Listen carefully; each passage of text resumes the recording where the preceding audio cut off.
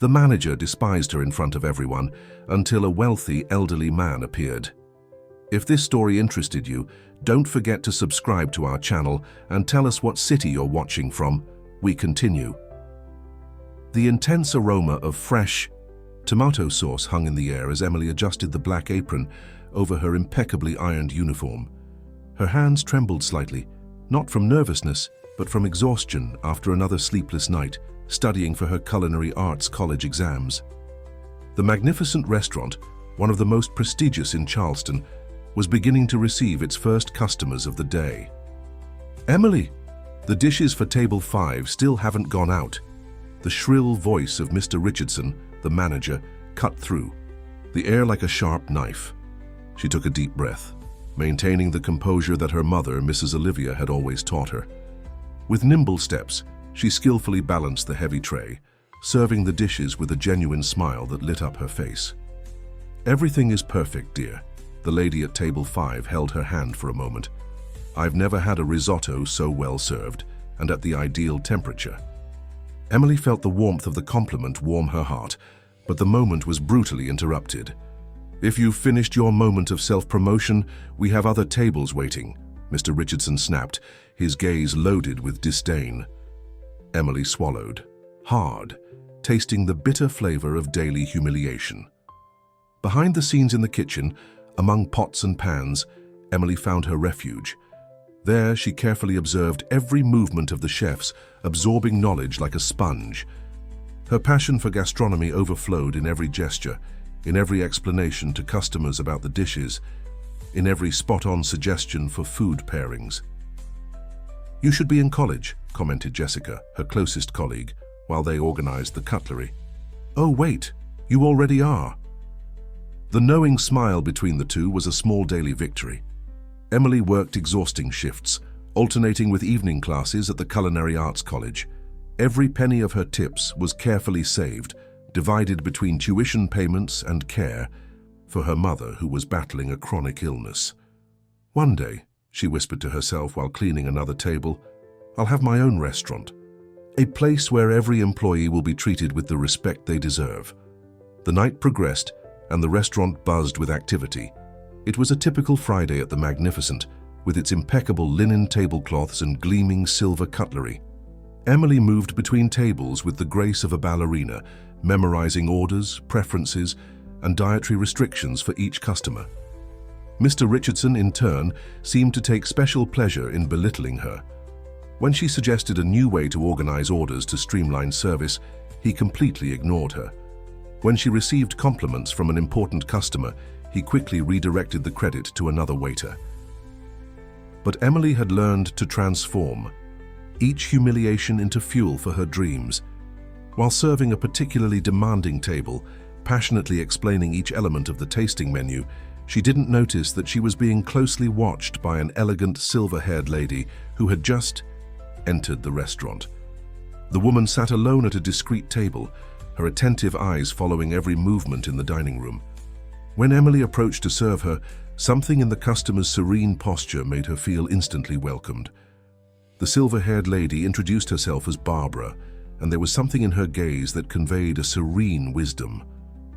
"Tell me about today's menu, please," she asked with a gentle smile that contrasted with the usual coldness of more refined customers. Emily felt comfortable sharing not just the dishes, but the stories behind each preparation. She spoke about the origin of the ingredients, the techniques used, and possible wine pairings. Her eyes sparkled as she described how the chef had created a modern reinterpretation of traditional American dishes. "I see that you understand much. More than just serving tables," Barbara observed, while savoring an appetizer of grilled scallops. "Where did you learn so much about gastronomy?" "I'm studying culinary arts," Emily replied, with barely contained pride. "Each day here is an opportunity to learn more, even in the most challenging situations." Mr. Richardson approached, visibly bothered by the prolonged conversation. "Emily, other tables need attention," he interjected harshly, but Barbara raised her hand in an elegant gesture that silenced him. "I am being very well served," she declared with a natural authority that made the manager back down. "In fact, this has been one of the best service experiences I've received. in years of dining experience. Throughout the evening, Barbara tasted each dish with contemplative attention, asking insightful questions that Emily answered with evident knowledge and passion. The young waitress managed to masterfully balance the special attention to the lady with her other responsibilities in the dining room. Near the end of service, Barbara requested the presence of the chef and the manager at her table. "I would like to publicly praise the exceptional work of this young woman," she announced, her clear voice attracting the attention of nearby tables. "Her technical knowledge, combined with genuine hospitality, is exactly what fine dining needs." Mr. Richardson's face contorted into a forced smile. "Emily is just a beginner waitress," he tried to minimize, but Barbara interrupted him with elegance. "A beginner waitress who demonstrates more understanding about hospitality and gastronomy than many experienced professionals I've met," she countered, with serene firmness. After Barbara's departure, the atmosphere in the restaurant became tense. Emily noticed Mr. Richardson's furious glances, but remained focused on her tasks until the end of the shift. When the last customer left and the team began to organize the dining room for the next day, the manager called her to the office. "Your behavior today was unacceptable," he declared, his face red with contained anger. "You crossed all boundaries, monopolizing the attention of an important customer and disrespecting the restaurant's hierarchy." Emily tried to explain herself, but was abruptly interrupted.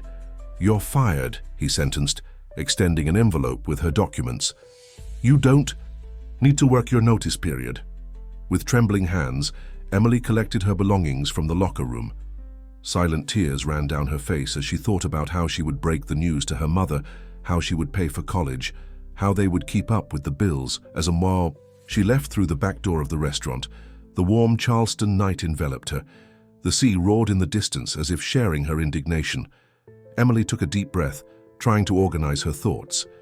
She couldn't imagine that in less than 24 hours, her life would take a complete turn, and that humiliation would transform into the first chapter of an extraordinary story. The sun had barely risen when the doorbell of Emily's modest apartment rang. Still wearing her flowery pajamas and with heavy eyes from a restless night, she opened the door to find an elegantly dressed messenger. "Miss Emily Sanders?" he asked, extending an embossed paper envelope. "Mrs. Barbara Mason requests your presence for breakfast at the Charleston Palace Hotel in 1 hour." Emily felt her heart race as she recognized the name. Barbara, the mysterious customer from the night before. Her hands trembled slightly as she held the envelope, which contained a delicate card with golden letters confirming the invitation. "Honey, who was it?" Mrs. Olivia asked from the kitchen, where she was preparing her morning tea. Emily ran to tell her mother about the unexpected invitation, showing her the elegant card as if it were a newly discovered treasure. "Go, my darling," Mrs. Olivia encouraged, with that wise smile that always warmed Emily's heart. "Something tells me this lady is not an ordinary customer." In less than an hour, Emily was walking through the imposing doors of the Charleston Palace Hotel. The luxurious lobby, with its crystal chandeliers and classic furniture, created a stark contrast with the simplicity of her navy blue dress, the most suitable outfit she could find in her wardrobe. A maitre d' guided her to the hotel restaurant, where Barbara was already waiting. The elegant lady was seated near one of the windows overlooking the sea, wearing a silk ensemble in pastel tones that further enhanced her aristocratic posture. "Emily, I'm glad you could come," Barbara smiled, indicating the chair across from her. "I hope you don't mind, but I took the liberty of ordering a special selection of our breakfast." As if by magic, waiters began to serve a true gastronomic work of art. Still warm artisanal breads, perfectly arranged exotic fruits, eggs Benedict with velvety hollandaise sauce, and a variety of cheeses and cold cuts that would make any chef sigh. Before anything else, Barbara began, her penetrating gaze fixed on Emily. "I need to introduce myself properly. I'm Barbara Mason, founder and president of the Mason Gastronomy Group." Emily almost choked on her coffee. The Mason Group was one of the largest high-end restaurant conglomerates in America, including the Magnificent, where until yesterday she had worked. "Last night I wasn't just having dinner," Barbara continued. I was making a surprise visit to one of my establishments. I do this regularly, but rarely find someone who impresses me as much as you did. Emily felt her face flush intensely. Mrs. Mason, Please, call me Barbara, the lady interrupted, gently. Emily, what happened last night was unacceptable. Richardson will be properly removed from his duties, but I didn't call you here to talk about that. Barbara paused, serving herself more coffee before continuing.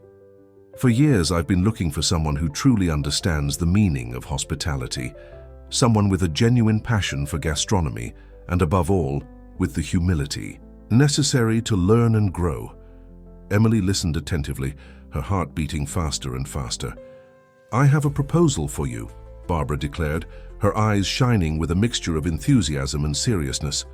I want to help you open your own restaurant. The silence that followed was broken only by the gentle tinkling of cups and cutlery from nearby tables. Emily blinked several times, trying to process what she had just heard. But how? She finally managed to stammer.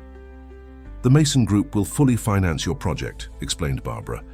You'll have complete creative and administrative freedom, plus support to complete your studies. In exchange, I want you to transform your vision of hospitality into reality. Emily felt tears forming in the corner of her eyes. That's very generous of you, but why me? Barbara smiled, leaning slightly forward. Because in 5 minutes of conversation with you yesterday, I learned more about passion for gastronomy than in many meetings with expensive consultants. You have something that isn't taught in culinary schools, true love for what you do. As Barbara detailed the terms of the proposal, Emily felt as if she were living a dream. The opportunity wasn't just to have her own restaurant, but to create something meaningful, a space that would reflect her values and her vision of hospitality. That same afternoon, Emily walked through the narrow, history-filled streets of the French Quarter, her heart beating in an anxious rhythm of expectation.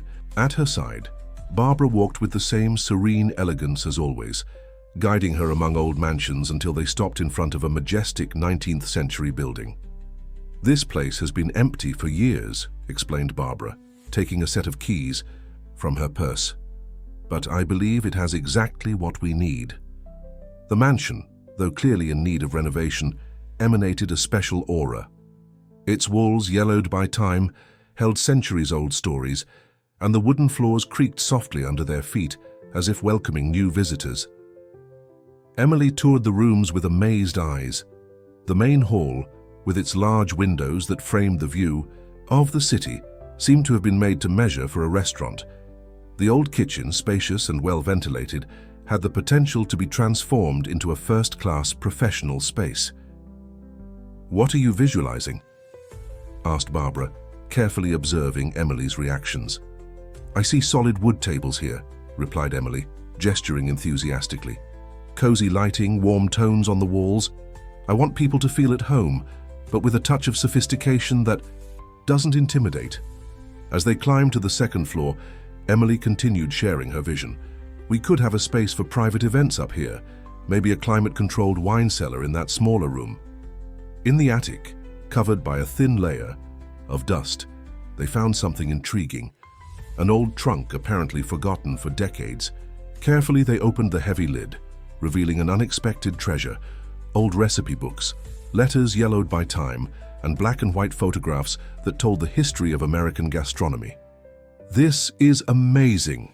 exclaimed Emily, delicately leafing through one of the books.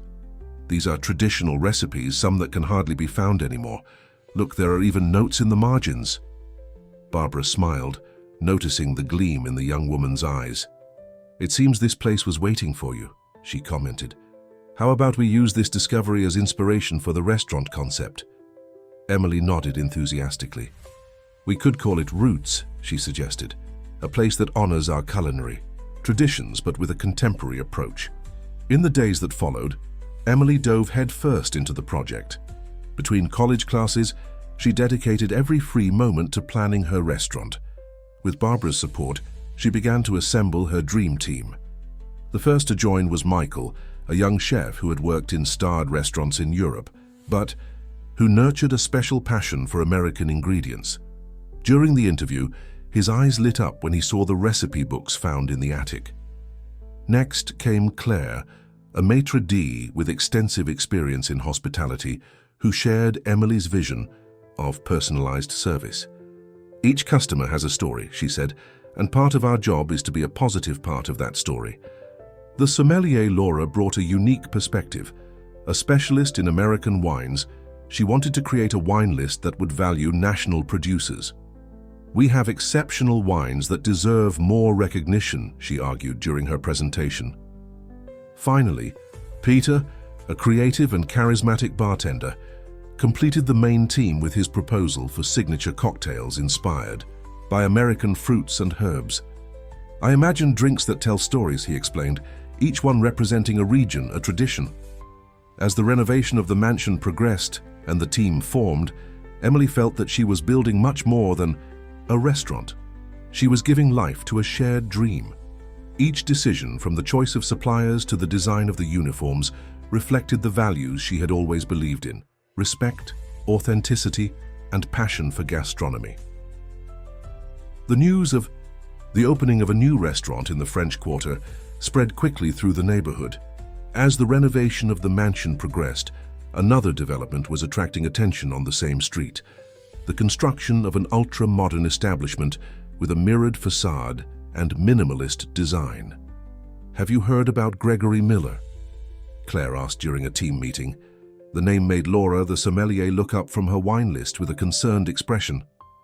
"The businessman who owns that chain of contemporary restaurants," replied Emily, remembering having read about him in some specialized magazines. "Exactly," confirmed Claire, "and apparently he's the owner of the new restaurant being built nearby. Avant."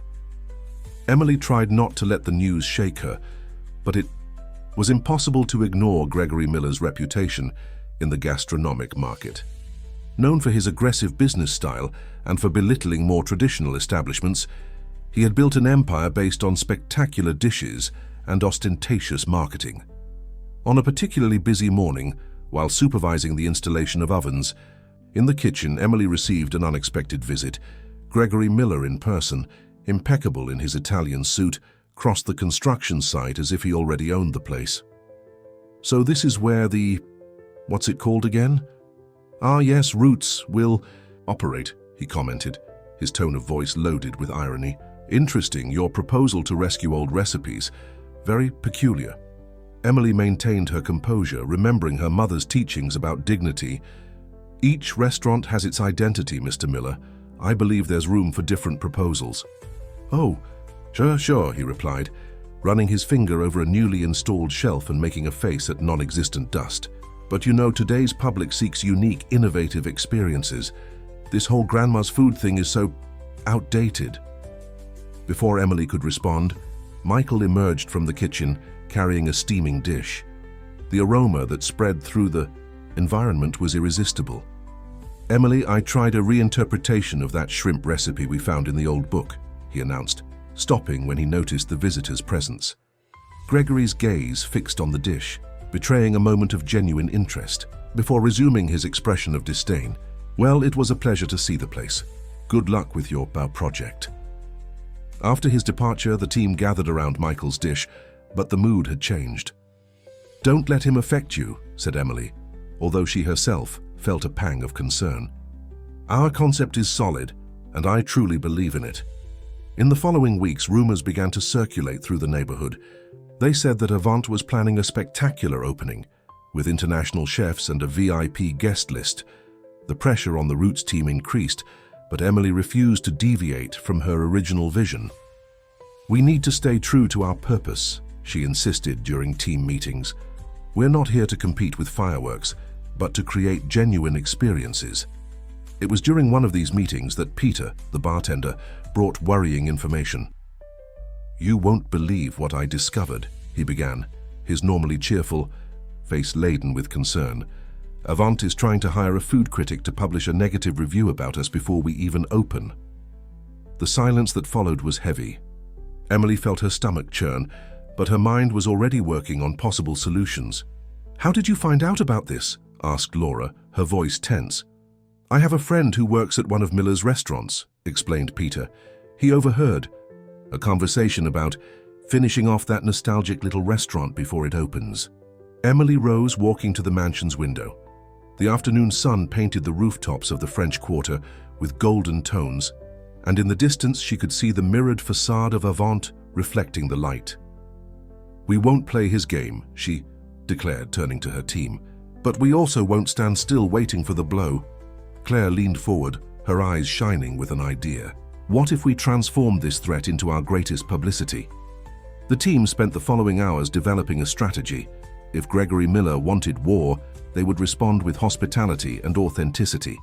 The plan that was beginning to take shape wasn't just a defense against the competitors' dirty tactics, but a celebration of everything that Roots represented. Roots' strategy began to take shape with a brilliant idea from Claire, transforming the threat of the infiltrated critic into a special event. The team decided to organize a series of test dinners before the official opening, open to food critics, influencers, and neighborhood residents. "Let's call them memory dinners," suggested Emily as the team finalized the details. "Each night will be dedicated to rescuing stories and flavors from different regions of America." The news spread quickly through social media. The transparency and originality of the proposal caught the attention of specialized media. Soon, the waiting list for the test dinners grew exponentially. In the kitchen, Michael worked tirelessly to perfect each recipe. The old annotations found in the trunk served as a basis for creations that blended tradition and contemporaneity. "Look at this," he showed Emily one day, pointing to a yellowed page. "This cooking technique is different from anything I've seen."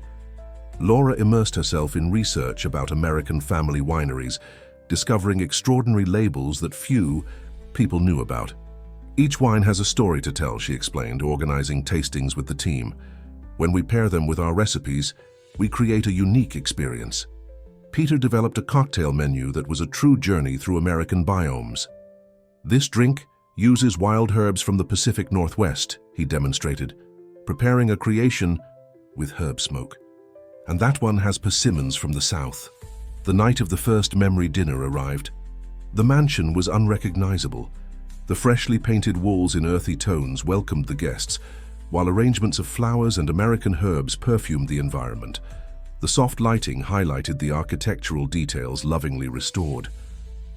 Among the first guests, Emily recognized Frank Martin, one of the country's most respected food critics.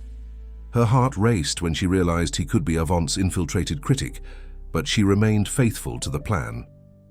"Welcome to Roots," she greeted him, personally guiding him to his table. With naturalness, she began to tell the story of the mansion and the discovery of the trunk in the attic. Frank listened with evident interest. The tasting menu began to be served. Each dish came accompanied by a story, told by different members of the team. Michael presented his creations, explaining the traditional techniques that inspired them. Laura surprised everyone with unexpected pairings of national wines. "This dish," explained Emily while presenting a contemporary shrimp bisque, "is based on a recipe we found in the notebooks of an old Southern cook. We adapted some elements, but maintained the essence and care of the original preparation." Frank tasted each dish with meticulous attention, making discreet notes on his cell phone. Other critics and influencers present didn't hide their enthusiasm, sharing photos and comments on social media in real time. At the bar, Peter enchanted the guests with his signature cocktails. "This is ancestral memory," he presented, serving a smoking drink in a ceramic vessel. "It's our homage to Native American herb preparation rituals." At the end of the night, Frank approached Emily. His serious countenance gave way to a genuine smile. "I need to admit something," he began. "I was hired to write a negative review about this place, but what you've created here is extraordinary." Emily felt a mixture of relief and validation. "Thank you for your honesty," she replied. "Our only concern has always been to create something authentic." "And you've succeeded," stated Frank. "I will write my review, but it will be exactly what I felt. This place is a gift to American gastronomy." In the days that followed, social media buzzed with photos and comments about the memory dinner. Frank's review, published in one of the country's major newspapers, was a declaration of love for Roots' concept. The text went viral, shared by thousands of people who were enchanted by the restaurant's story. The repercussions of the memory dinner brought a wave of optimism to the Roots team, but also attracted the unwanted attention of Gregory Miller. The businessman, furious with the failure of his plan, intensified his attempts to harm the restaurant. On a rainy morning, while the team was finalizing preparations for another day of testing, a strong, burning smell invaded the kitchen. Michael was the first to notice smoke coming from one of the newly installed outlets. "Everyone out now," shouted Emily, maintaining her calm while coordinating the evacuation of the mansion. Within minutes, the fire department arrived, controlling the beginning of the fire before it caused major damage. "It was the old wiring," explained the fire chief after the inspection. "Apparently, there was an overload in the electrical system." Emily sat on the entrance steps, observing the firefighters' movements. At her side, Mrs. Olivia, who had arrived in a hurry after receiving the news, held her hand tightly. "My daughter, this could have been much worse," she whispered. "Sometimes, obstacles are warnings from fate to be more careful."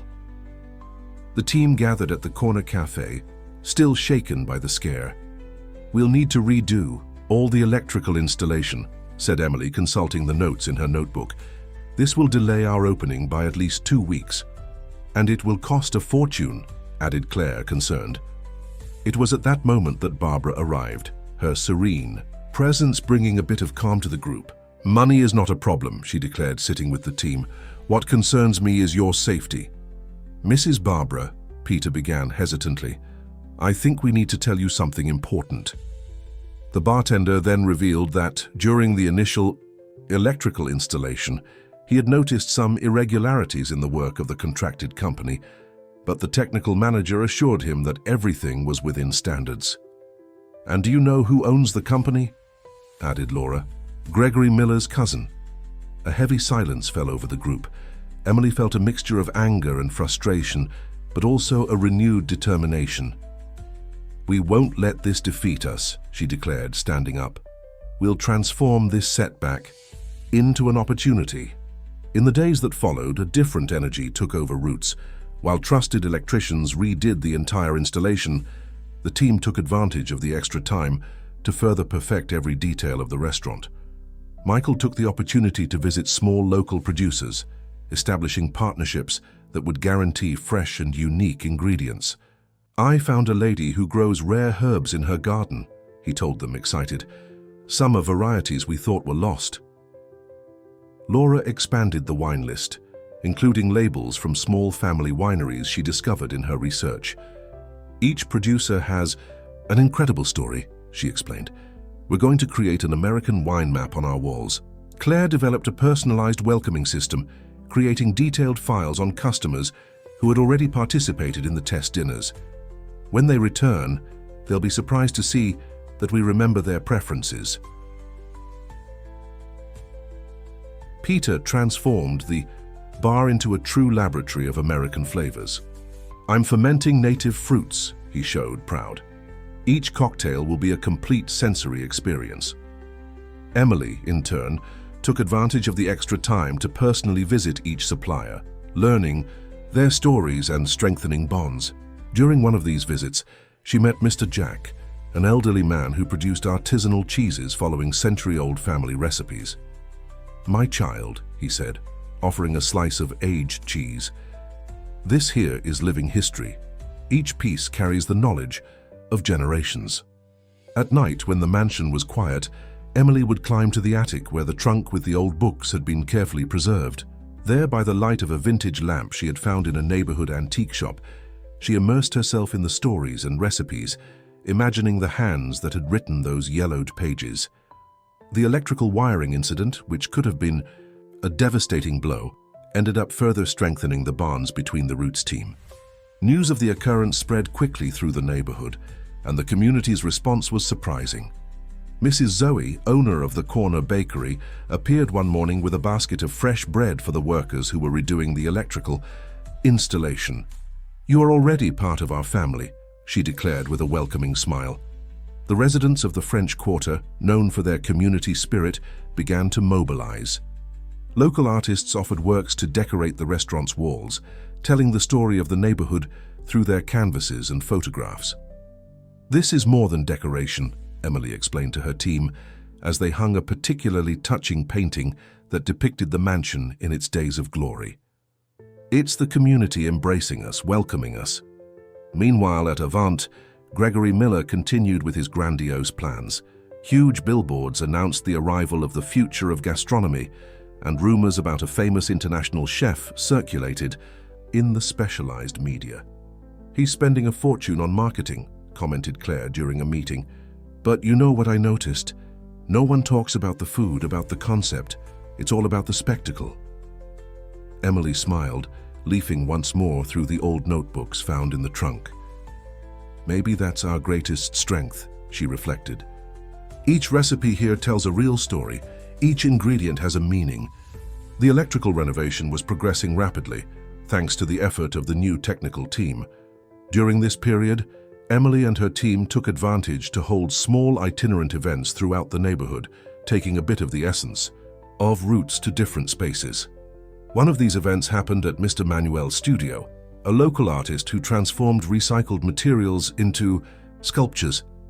Among his works, Michael served a reinterpretation of traditional shrimp and grits that left guests amazed. "You're doing something revolutionary," commented a customer during the event.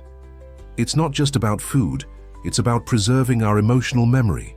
The restaurant's social networks, lovingly managed by Peter in his spare time, began to tell these stories. Each post was a window into the creative process at Roots, showing behind the scenes, the people involved, the daily discoveries. "Look at all these comments," he showed Emily one night, after posting the story of Mr. Jack and his artisanal cheeses. "People are thirsty for authenticity." Laura, inspired by the community's involvement, proposed an innovative idea, a mural where customers could share their own gastronomic memories. "We can call it Flavors of Memory," she suggested.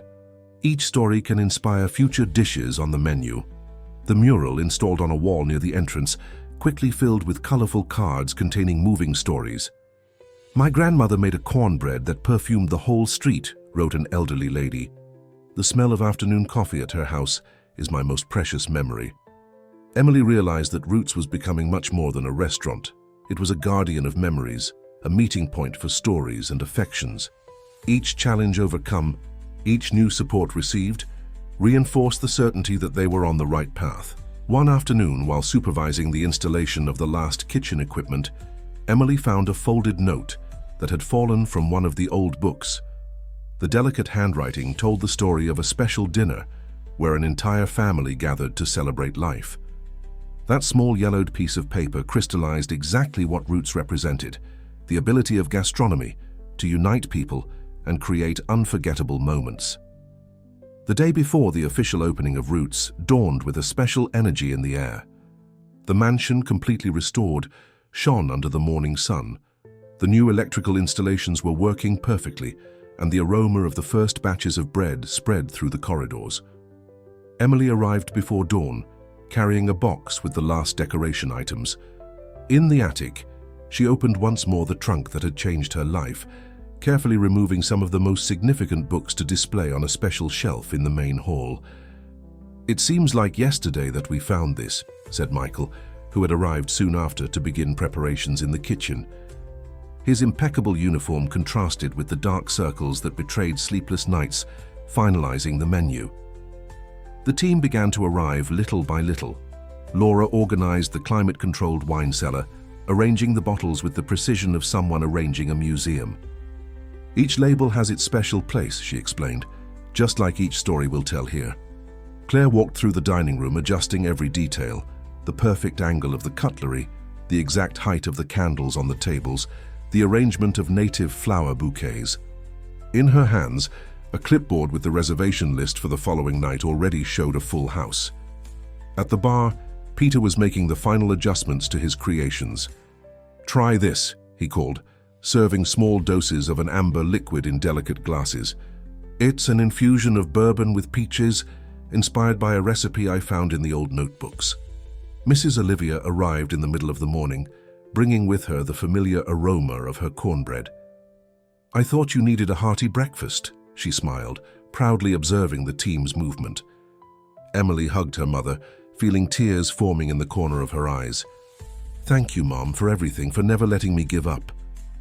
"You've always been special, my daughter," replied Mrs. Olivia, caressing her face.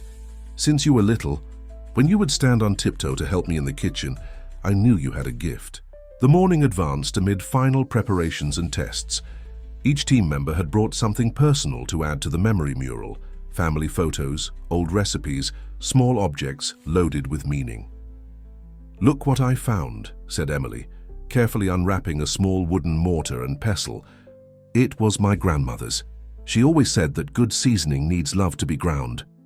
In the early afternoon, Barbara arrived for a final inspection. Her eyes sparkled with satisfaction as she toured each environment. "You've created something extraordinary here," she declared.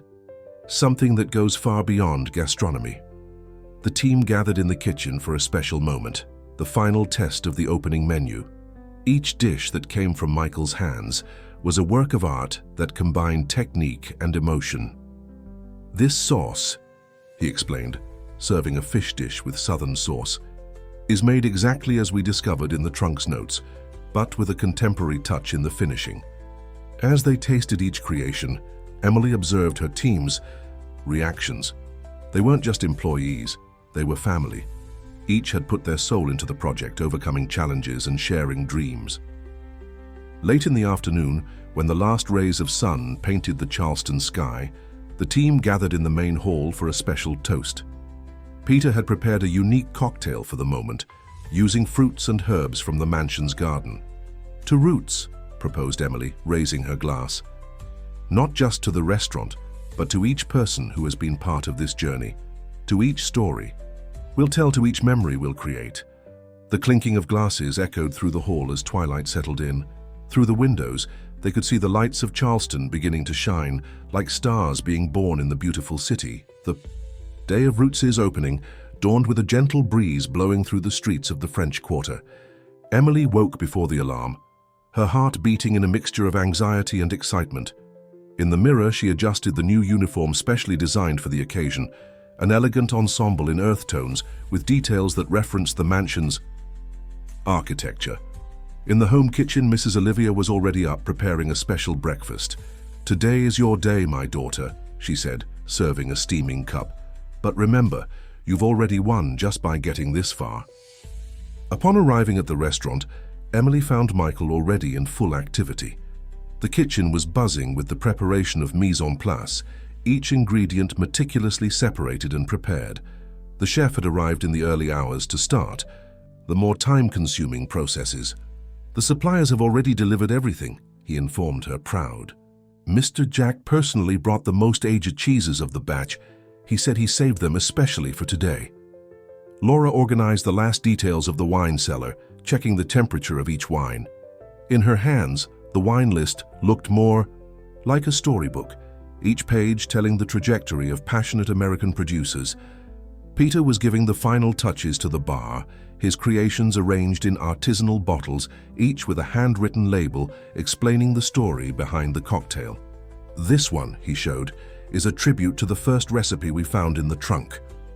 Claire coordinated the service team, conducting the last training sessions. Each waiter knew not only the menu, but the story behind each dish, each ingredient, each technique.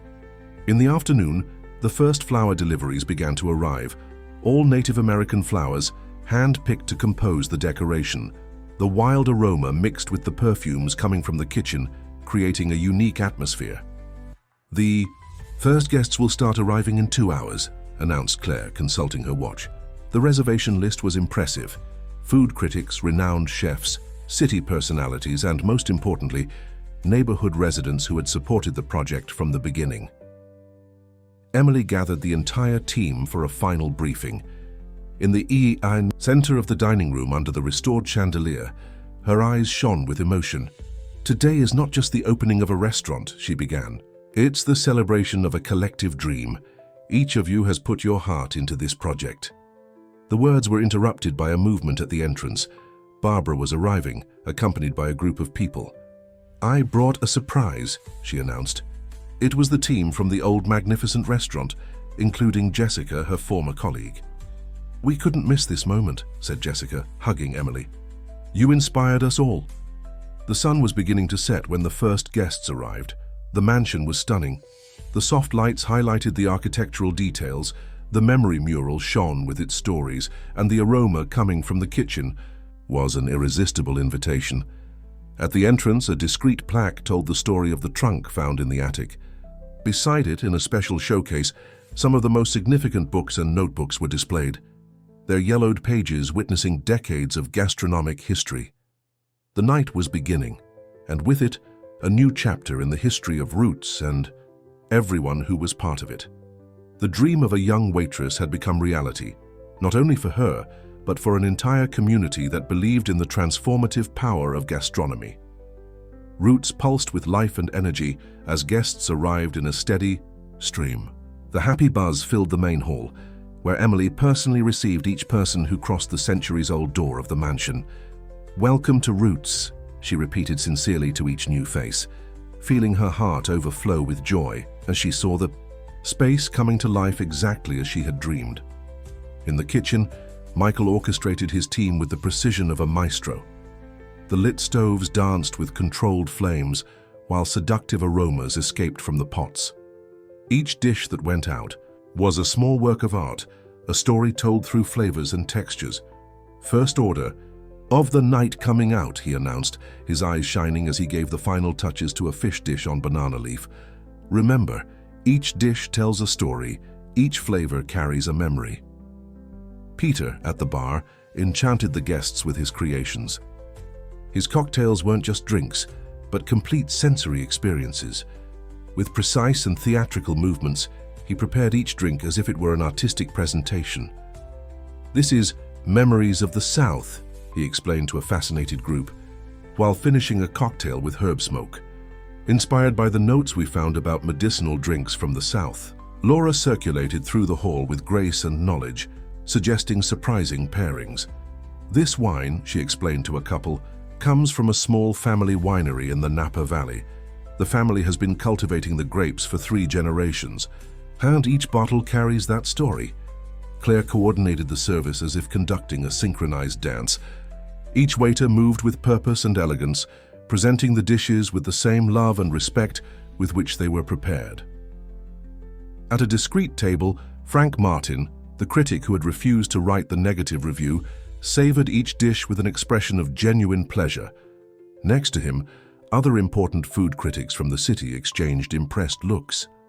Mrs. Olivia, elegant in her new dress, circulated among the guests like a natural hostess, sharing stories about the transformation of the mansion and her daughter's dream. Her eyes welled up every time she heard a compliment about Emily. In the middle of the night, a different buzz began to circulate through the hall. Gregory Miller had arrived, accompanied by his international chef. Contrary to expectations, he seemed genuinely impressed with the environment. "Miss Emily," he called, approaching the bar where she was talking with some guests. "I must admit, you've created something special here." Emily received him with the same hospitality she dedicated to all customers. "Thank you, Mr. Miller. Roots is the fruit of much love and teamwork." The international chef accompanying him, a man with a serious expression, tasted some dishes and couldn't hide his enthusiasm. "C'est magnifique," he exclaimed after trying, a reinterpretation of shrimp and grits. "This is fine dining with soul." As the night progressed, the stories multiplied. The memory mural gained new contributions, with emotional guests sharing their own gastronomic memories. An elderly lady cried when she recognized a displayed recipe. It was the same one her grandmother used to make. In an especially touching moment, Mr. Jack, the cheese producer, was introduced to the guests. His calloused hands from working so much with milk trembled with emotion as he explained the curing process of his award-winning cheeses. "This is what makes Roots special," commented Barbara, observing the scene. "It's not just about food. It's about people, stories, connections." Emily observed everything with a full heart. Each smile, each expression of surprise when tasting a dish, each shared story was confirmation that her dream had not only come true, but had exceeded all expectations. The morning after the opening, Emily arrived early at Roots. The rising sun filtered through the stained glass windows, creating colorful patterns on the wooden floor. The mansion still held the echoes of the previous night's celebration, but was already preparing for its first official day of operation. "Have you seen social media?" asked Peter, arriving with his tablet in hand. Photographs from the opening had gone viral. The colorful cocktails, the elaborate dishes, the welcoming atmosphere, everything was being shared and commented on with enthusiasm. Michael was already in the kitchen, organizing preparations for lunch. "Look what arrived," he showed, unwrapping a package. It was a handwritten letter from one of the critics present the night before, accompanied by an old bottle of bourbon. "To celebrate the rebirth of true American gastronomy," Emily read aloud. Touched by the kind words, Laura arrived bringing more news. Reservations for the coming weeks were already completely booked, and a waiting list was beginning to form. "People are calling from other states wanting to visit the restaurant," she said, her eyes shining with excitement. Claire was organizing feedback from the previous night's customers. "Each comment is more exciting than the last," she said, showing a notebook full of notes. "People don't just talk about the food, they talk about the experience, the stories, how they felt welcomed." A special surprise waited at the door. A group of longtime neighborhood residents had gathered to bring more stories and recipes to the restaurant's collection. An elderly woman, over 80 years old, brought a recipe book from her great-grandmother. "This book is more than 100 years old," she explained, handing the family treasure into Emily's hands. "And now it belongs to Roots, where I know these memories will be preserved." Barbara arrived in the middle of the morning, bringing with her a folder of documents. "Emily, we need to talk," she said with a serene smile. "I have a proposal for you." In the newly decorated office, overlooking the backyard garden, Barbara outlined her plans. The success of Roots had exceeded all expectations, and she saw there the future of the Mason Group. "I want you to take on a larger role," declared Barbara, "not just as the owner of Roots, but as director of new projects for the group. Your vision of hospitality and gastronomy is exactly what we need for the future." Emily felt the weight of the responsibility and the magnitude of the opportunity. "But Roots," she began. "Will continue to be your heart and your base," completed Barbara. "But imagine being able to expand this philosophy, create other spaces that celebrate our gastronomic culture, train new professionals with these values." The conversation was interrupted by the arrival of Mrs. Olivia, who brought a surprise. She had found another old notebook hidden in a drawer in the attic, with notes about parties and celebrations that took place in the mansion in the early 20th century. "Look," she showed, pointing to a yellowed page. "This place has always been a meeting point, a space for celebrating life through food." Emily carefully leafed through the notebook, feeling history pulsing in her hands. Each page reinforced her certainty that Roots was more than a restaurant. It was a guardian of memories, a bridge between past and present, a space of transformation. The weeks following Roots' opening were a whirlwind of emotions and discoveries. The restaurant not only established itself as a gastronomic success, but also became a cultural meeting point in the French Quarter. Every night, the tables filled, with people eager not just for good food, but for stories and connections. Emily now faced a new challenge, balancing the management of Roots with her new responsibilities at the Mason Group. Barbara had been clear about her vision. She wanted the essence of Roots to expand, touching more lives and preserving more stories. "We need to think big, but without losing our essence," explained Emily during a meeting with her team. The afternoon sun came through the office windows, illuminating the attentive faces of her closest collaborators. Michael, who had become more than a chef, he was a true partner in the restaurant's mission, was the first to speak up. "What if we created a training program? We could teach young cooks not just techniques but values." The idea lit a spark in everyone's eyes. Claire immediately began making notes in her inseparable notebook. "We can use the second-floor space for practical classes," she suggested. "And just imagine, each student could research traditional recipes from their own family." Laura, who had just returned from a visit to small wine producers, brought another perspective. I met so many incredible stories on this trip. What if we created a support network for small producers? Not just wines, but traditional ingredients that are being lost. Peter, always creative, was already visualizing the possibilities. We could organize seasonal festivals, celebrating specific ingredients from each region of America. Imagine an event dedicated just to the fruits of the Midwest, or the spices, of the Southwest. The energy in the environment was contagious. Emily observed her team with pride, seeing how each one had grown and developed in recent months. Roots wasn't just a realized dream, it was a dream in constant evolution. A knock on the door interrupted the meeting. It was Mrs. Olivia, accompanied by a young reporter from the country's largest gastronomy magazine. "Sorry to interrupt," she smiled, "but I think you'll want to see this." The reporter, Maria Silva, brought with her the latest edition of the magazine. On the cover, a photo of Roots' dining room during service, with the title, "The Silent Revolution of American Gastronomy." "The article isn't just about the restaurant," explained Maria, while everyone gathered to see the magazine. "It's about the movement you've initiated. Since Roots' opening, other establishments have begun to rescue their own stories, their own roots." Emily carefully leafed through the pages, reading excerpts from the report that highlighted not just the quality of the food, but the social and cultural impact of the project. One photo in particular caught her attention. Mr. Jack, the cheese producer, teaching his traditional techniques to a group of young chefs. "This is bigger than us," Emily reflected aloud. "Each story we preserve, each recipe we rescue, each person we touch, it's like creating a great book of living memories." Barbara, who had arrived silently during the conversation, approached the group. "And that's why we need the next step," she said, placing a folder with preliminary projects on the table. "How about transforming the old warehouse in the Garden District into a center for research and preservation of American gastronomy?" Emily's eyes sparkled when she saw the architectural drawings. The space was 3 times larger than Roots, with potential to house a school, a market for small producers, and a training restaurant. The Gastronomy Center project in the Garden District quickly became the new challenge for the Roots team. The old warehouse, with its exposed bricks and high ceilings, held immense potential.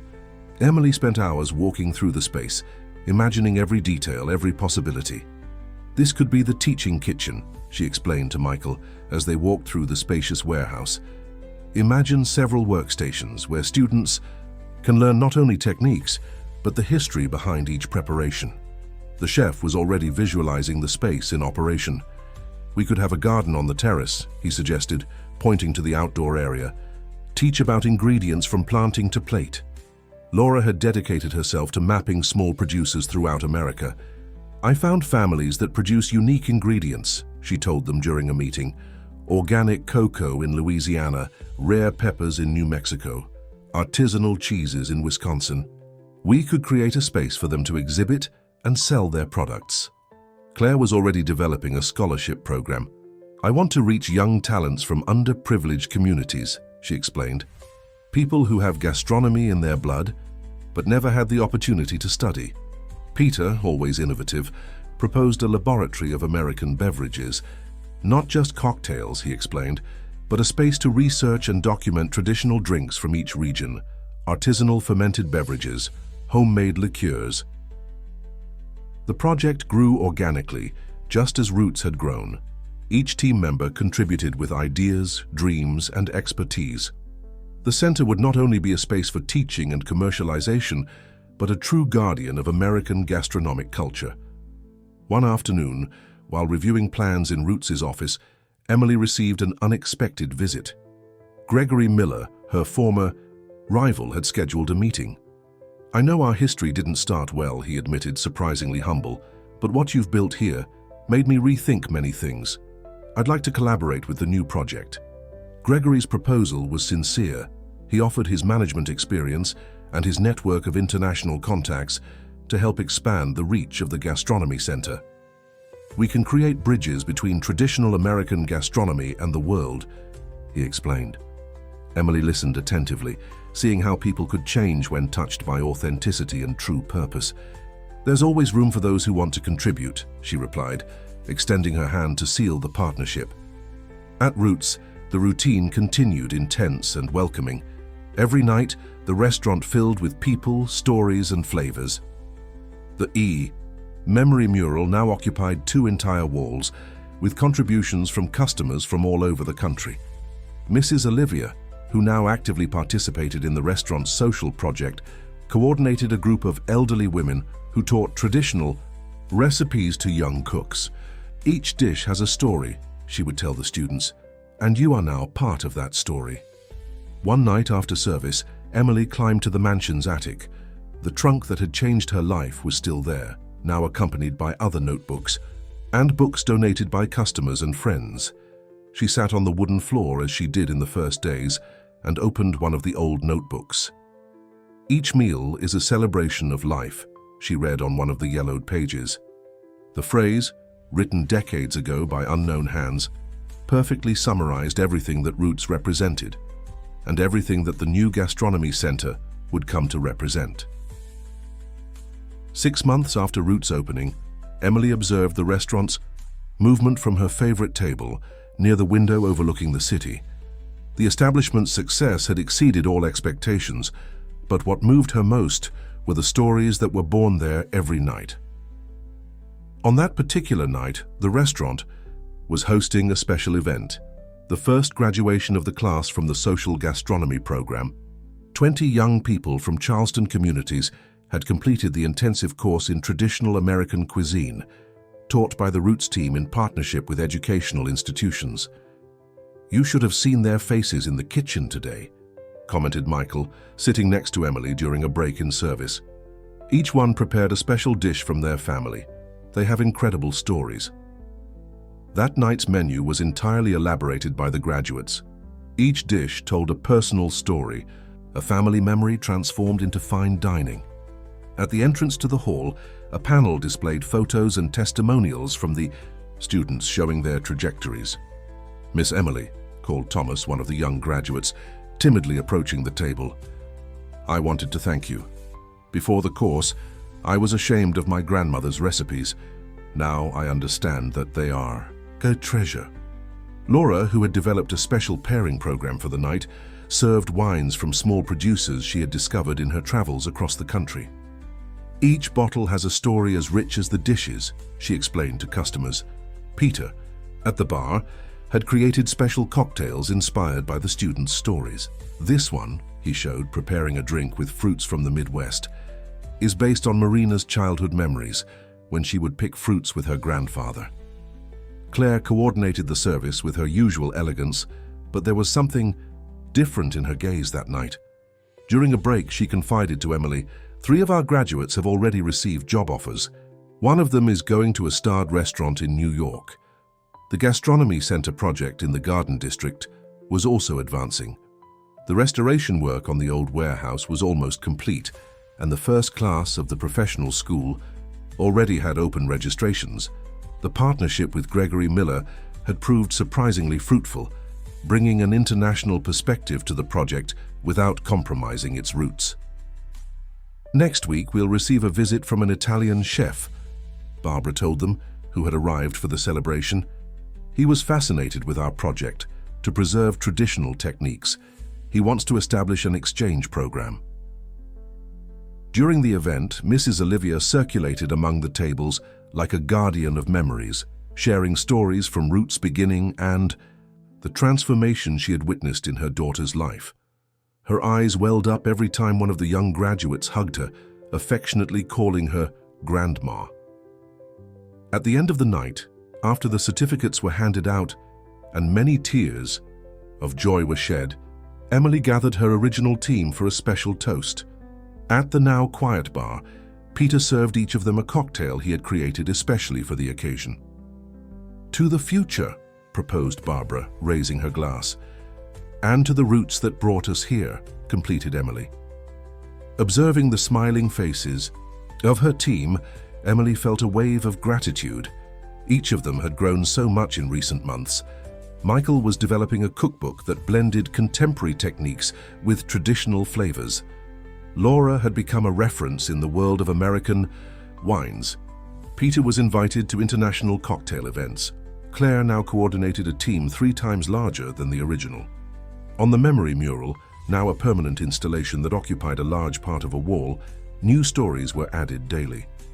Customers left not only gastronomic memories, but testimonials of how Roots had touched their lives. Roots' success was beginning to inspire changes beyond the walls of the mansion. Other restaurants in the city were initiating their own projects to rescue traditional recipes, and small producers were finding new spaces to show their work. One morning, while organizing documents in her office, Emily received an unexpected call. It was the director of one of the country's largest culinary schools. "Your work at Roots has been attracting a lot of attention," he said. "We would like to invite you to give a lecture on hospitality and preservation of gastronomic culture to our students." The news caught Emily by surprise. Sharing her experience with future professionals in the field was a huge responsibility, but also an opportunity to spread even more the seeds that Roots had planted. "I accept," she responded after a moment of reflection, "but I would like to bring my team. Each one has a unique perspective to share." The preparation for the lecture mobilized the entire restaurant. Each team member contributed with their experiences and learnings. Michael selected videos of traditional techniques they had rescued. Laura prepared a presentation about the silent revolution of American wines. Peter organized a display of native ingredients used in his cocktails. On the morning of the lecture, the school's auditorium was packed. Students, professors, and professionals in the field crowded to hear the story of Roots. Among the audience, Emily recognized familiar faces, some of her former professors, colleagues from the magnificent restaurant, even Richardson, her ex-manager, who seemed genuinely interested. True hospitality is not about serving perfect dishes or creating luxurious environments, Emily began, her voice firm despite the initial nervousness. It's about creating connections, preserving memories, celebrating stories. As the team shared their experiences, the auditorium vibrated with energy. The students asked eager questions, took notes, shared their own family stories. "What you've built goes far beyond gastronomy," commented a professor during the debate. "It's a cultural preservation movement." After the lecture, while talking with some students, Emily was surprised by a young woman who introduced herself as Julia, a final year student. "Your story inspired me," she said, emotionally. "I also come from a family of traditional cooks, but I thought I needed to move away from those roots to be a modern chef. Now I understand that I can unite both worlds."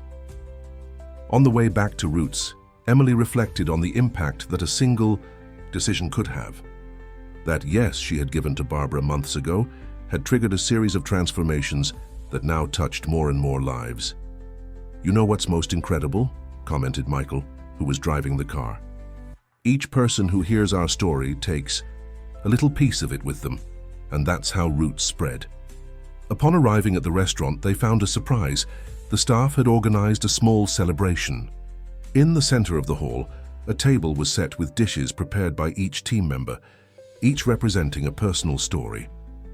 Spring was arriving in Charleston, bringing with it a scented breeze that invaded the Roots mansion through the open windows.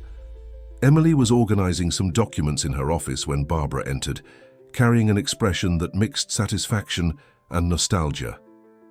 "I need to talk to you," said the elegant lady, sitting in the armchair by the window.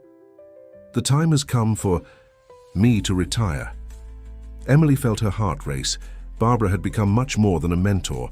She was a second mother, a partner who had believed in her dreams when few did. "The Mason Group needs new leadership," continued Barbara, her voice serene. "Someone who understands not just business but people. Someone who knows that gastronomy is much more than numbers on a spreadsheet." The proposal hung in the air like the aroma of spices rising from the kitchen. Emily felt the weight of the responsibility, but also the excitement of the possibility. "But Roots," she began. "Will continue to be your heart," completed Barbara, "just as my first restaurant was for me. But think of how many other Emilys are out there waiting for an opportunity. Think of how many stories still need to be preserved." The tea conversation was interrupted by a commotion coming from the main hall. A group of Japanese tourists, guided by Claire, looked in amazement at the memory mural. One of the visitors, an elderly lady, cried emotionally when she recognized a fish preparation technique similar to what her grandmother used. "See," smiled Barbara, "food connects people across time and space. It's a universal language."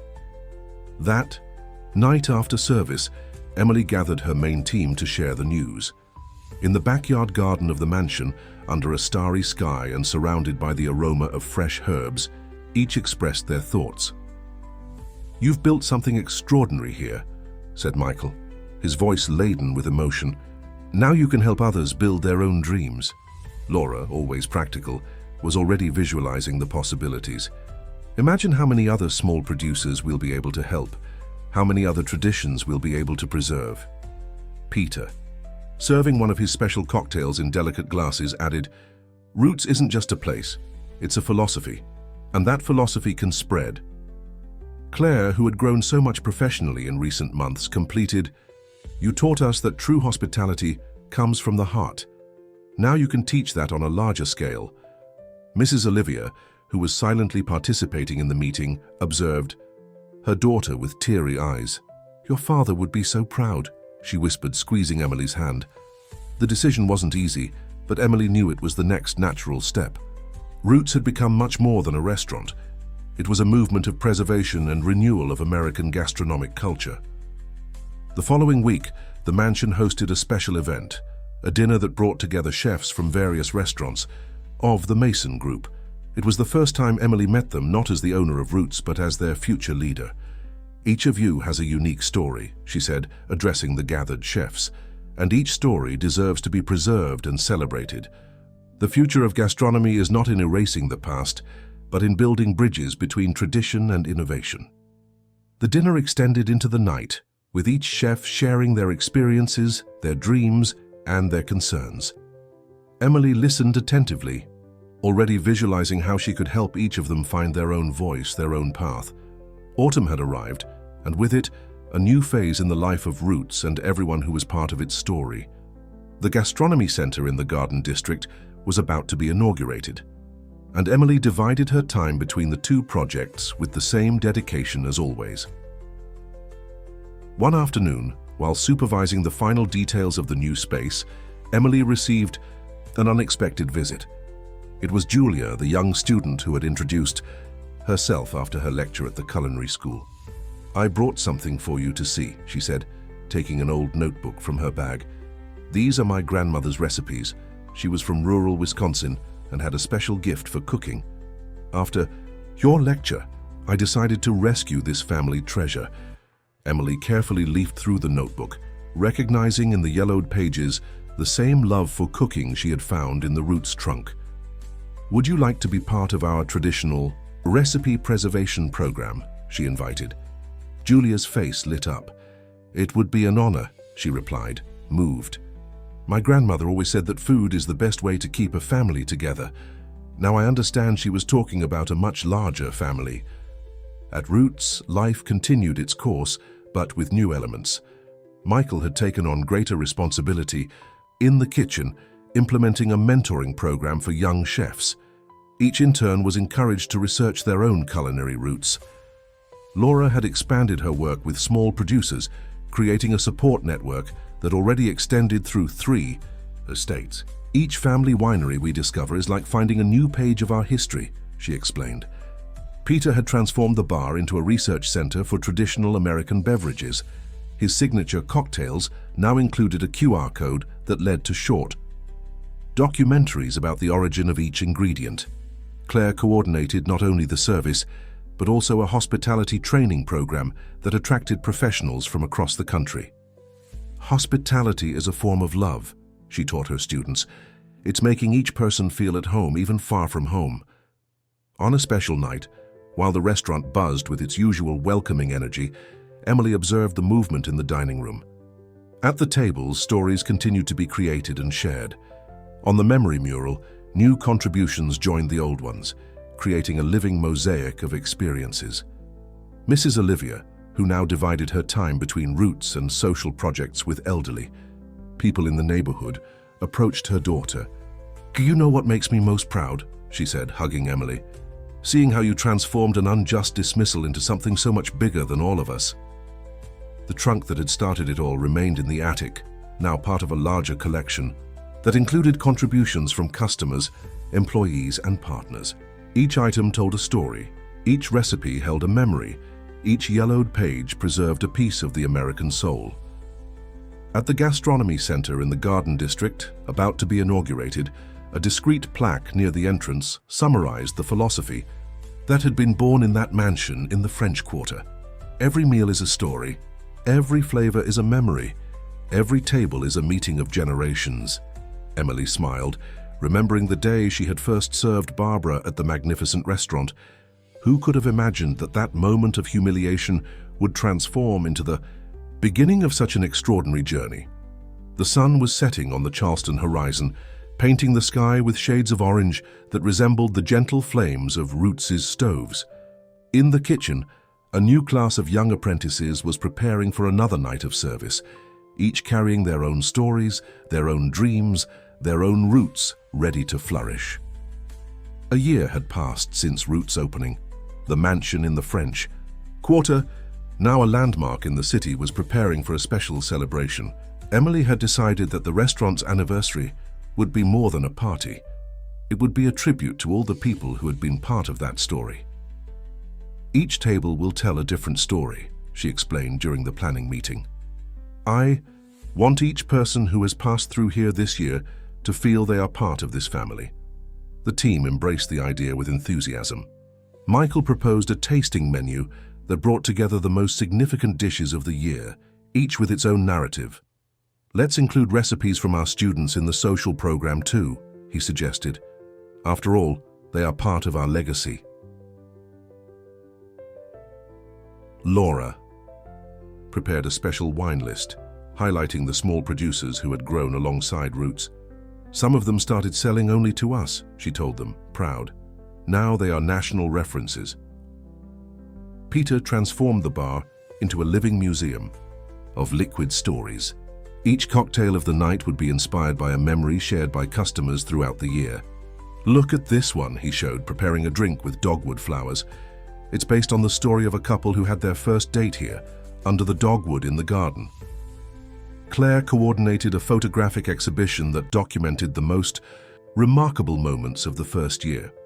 The images, captured by local photographers, showed not only important events, but also the small, everyday moments that made Roots special. On the eve of the celebration, while the team was finalizing preparations, Emily climbed to the attic. The Ito trunk that had started it all was still there, now accompanied by dozens of other treasures donated by customers and friends. She sat on the wooden floor, as she did in the first days, and opened one of the most recent notebooks. Dear Emily, she read, recognizing Barbara's handwriting. When I first saw you at the Magnificent, I recognized in your eyes something rare. The ability to see beyond the obvious, to transform food into connection, service into art. Roots is not just a restaurant. It's proof that dreams, when watered with love and determination, can feed many souls. The night of the celebration arrived, bringing with it a special energy. The mansion was decorated with native flowers and photographs that told the story of the place. Each table had received a number and a small book where customers could record their own memories. The guests began to arrive, suppliers who had believed in the project from the beginning, customers who had become friends, young chefs who had found their vocation through the social program, families who had celebrated special moments there. Mr. Jack, the cheese producer, arrived bringing a special piece he had saved for months for the occasion. This one is as old as Roots, he joked. It matured along with the restaurant. Mrs. Zoe, the corner baker who had supported the project so much, brought a giant braided bread decorated with seeds that formed the word Roots. It's my great-grandmother's recipe, she explained. I thought it was the right time to share it. The former students of the social program, now established professionals in various restaurants around the city, organized a surprise. Each prepared a dish that represented their own journey of discovery in gastronomy. During the night, stories were shared, laughter echoed through the corridors, and new memories were created. The memory mural, now occupying 2 entire walls, received new contributions at every moment. In the center of the hall, Emily observed the celebration with a heart overflowing with gratitude. Roots had become much more than a restaurant. It was a movement of preservation and renewal of American gastronomic culture, a meeting point of generations, a guardian of memories. Barbara, who was observing everything with her usual serene smile, approached. "Are you ready for the next chapter?" she asked, referring to Emily's future transition to the leadership of the Mason Group.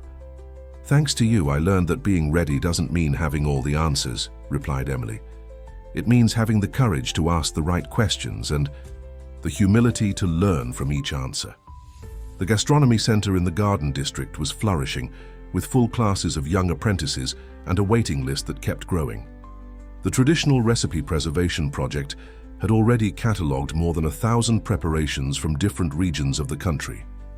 Michael, who now divided his time between Roots and the training center, had become a reference in gastronomic research. His work rescuing traditional techniques was inspiring a new generation of chefs to look at their own roots. Laura had transformed her passion for American wines into a national movement. Her network of small producers now extended throughout the country, creating a living map of national wine production. Peter, with his talent for connecting people through liquid stories, was developing a project to document traditional beverages, at risk of disappearing. Each rescued recipe was a victory of memory over forgetting. Claire had created her own hospitality training method, based not on rigid rules, but on authentic human connections. Her courses attracted professionals from various countries, eager to learn how to transform service into art. Mrs. Olivia, observing her daughter's success, remembered the nights when Emily would arrive exhausted from the magnificent, but never stopped studying. "You always had this inside you," she said, hugging her daughter. "You just needed the right opportunity to flourish." At the end of the night, when the last guests were saying goodbye, Emily gathered her original team in the backyard garden. Under the same starry sky that had sheltered them in so many important meetings, they toasted not only to the past, but to the future they were building together.